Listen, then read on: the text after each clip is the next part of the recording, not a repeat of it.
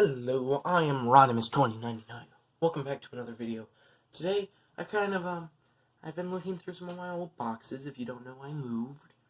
That's why there's no videos for 4 days. But I want to talk about how my collection went from this tiny startup to the massive haul that it is. So, we're starting back. I don't know, maybe it was 2000 or something. But it was right when the first Spider-Man movie got released. Directed by Sam Raimi, a local Michigander, and had Bruce Campbell in it, a local Michigander. It was obviously obvious for me, a Michigander, to buy this figure. So I bought him when I was sort of young, and was my first 6-inch figure.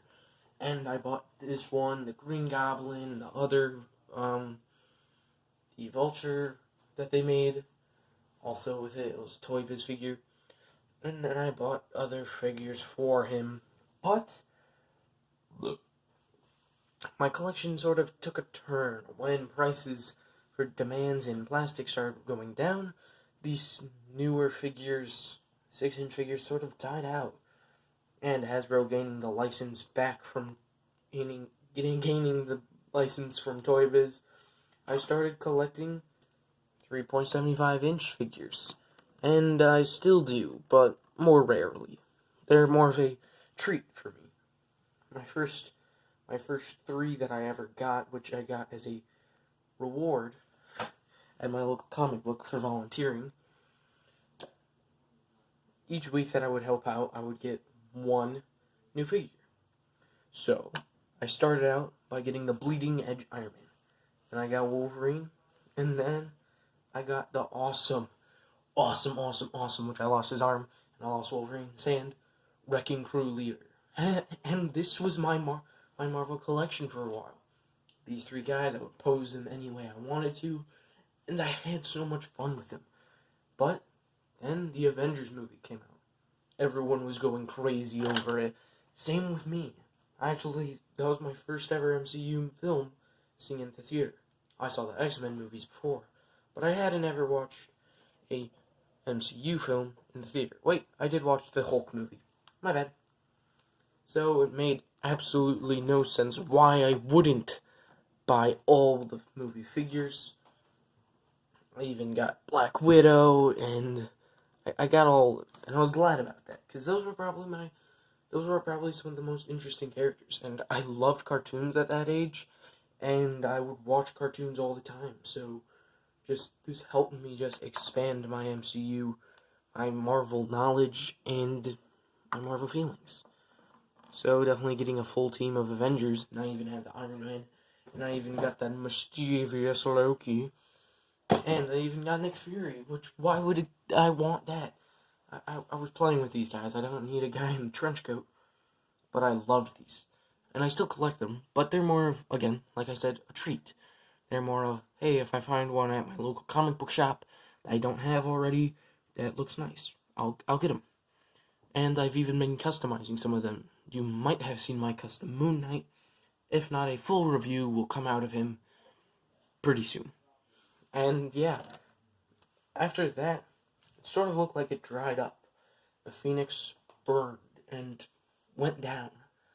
But with the release of probably my favorite Marvel movie that I didn't see in the theater, Spider-Man Homecoming, I bought a little 5-inch figure, and he was pretty simple, only like 7 points of articulation, and he came with a big web gun.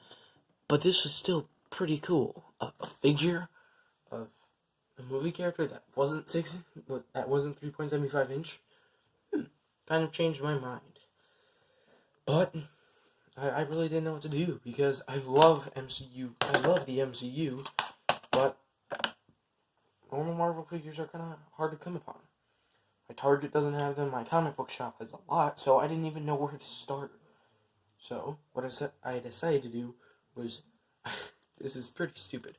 I went on Big Bad Toy Store, and whichever figure, no, it wasn't Big Bad Toy Store, it was some other toy site.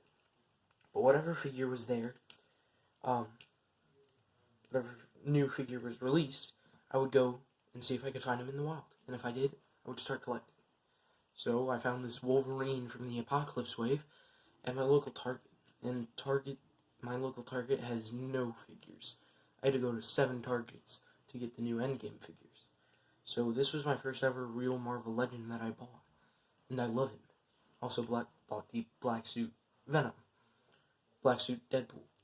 And that was the start of the new Phoenix that was reincarnated into the burning Eversome Marvel universe.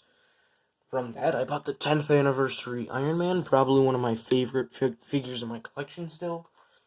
I bought the cap from that line too, and I got the Crossbones. And I promised myself I wouldn't collect more comic book characters unless they were really cool, and of course, I did not stick to that rule. I bought every comic book figure that was awesome, and yeah, that is sort of breaking my rule. But what helped that Phoenix burn even more was the sudden increase in higher end figures at my local comic book shop, and that so caused me to buy Spider-Man from SH Figures.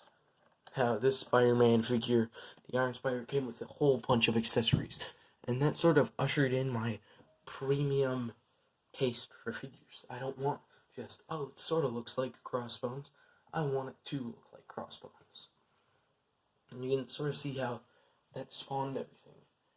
And then my collection just kept on growing and growing and growing upon these simple figures that are little and tiny, but were so awesome. And I started doing videos with them. And I always did Transformers style motion and Lego style motions, but it was awesome to do 6-inch Marvel style motions. And what's so great about the MCU is you can change it up.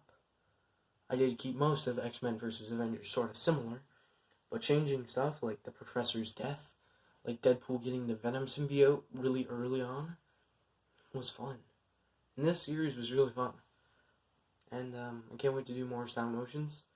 Glad that you've stay subscribed, even though I've been dead for 4 days. I'm just joking, I'm not dead. But I sort of wanted to take a trip down memory lane, because I am getting settled into my new home, and I found out I won't be there for long. The room upstairs is opening, and that's bigger, so I'm going to go take that after the person moves out in 4 months, maybe? That's like at the latest. But anyway, thank you. This has been a nice trip down memory lane for me. You can obviously tell how awesome it feels. And, yeah. Thank you for watching. I've been Rodimus2099. I'll see you in the next video tomorrow with a review of a 16-year-old Nightcrawler. And will he keep the baby? We don't know yet, but we'll find out.